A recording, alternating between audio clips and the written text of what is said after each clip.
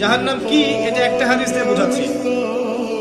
আল্লাহ রাব্বুল আলামিন এই পৃথিবীর সবচেয়ে সুখী মানুষটাকে, এই পৃথিবীতে যার কোনো দুঃখ কষ্ট কিচ্ছু ছিল না, এই মানুষটাকে ডেকে নিয়ে আসবেন।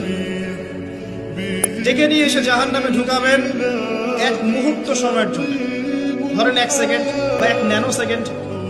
এরপরে বের করে নিয়ে আসবেন, নিয়ে এসে বলবেন পৃথিবীতে কি সুখে ছিলে? সেই ব্যক্তি বলবে সুখ কি জিনিস হে আল্লাহ আমি জানি না।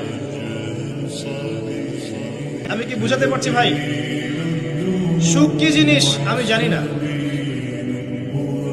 আর আল্লাহ রাব্বুল আলামিন এই পৃথিবীর সবচাইতে কষ্টে থাকা মানুষটাকে ডেকে নিয়ে আসবেন, এনে জান্নাতে ঢুকাবেন, ঢুকে এক মুহূর্ত সময় রাখবেন, বের করে নিয়ে আসবেন। বলবেন পৃথিবীতে কষ্টে ছিলে? সেই বান্দা বলবে কষ্ট কি জিনিস আল্লাহ আমি জানি না। এটাই সেই আয়াতের ব্যাখ্যা বলা যায়।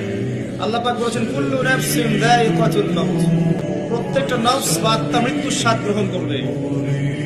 ওয়া ইন্নামা তুওয়াফাউনা উজুরাকুম ইয়াওমাল কিয়ামাহ, কিয়ামতের মাঠে তোমাদের পূর্ণ প্রতিদান দেয়া হবে। ওই দিন ফামান যুহজিহা আনিন নার ওয়া উদখিলাল জান্নাহ ফাকাদ ফাজ, সেদিন যাকে আল্লাহ পাক জাহান্নাম থেকে বাঁচাবেন, জান্নাতে প্রবেশ করাবেন, একমাত্র সে ব্যক্তি সফল আর খুব সফল।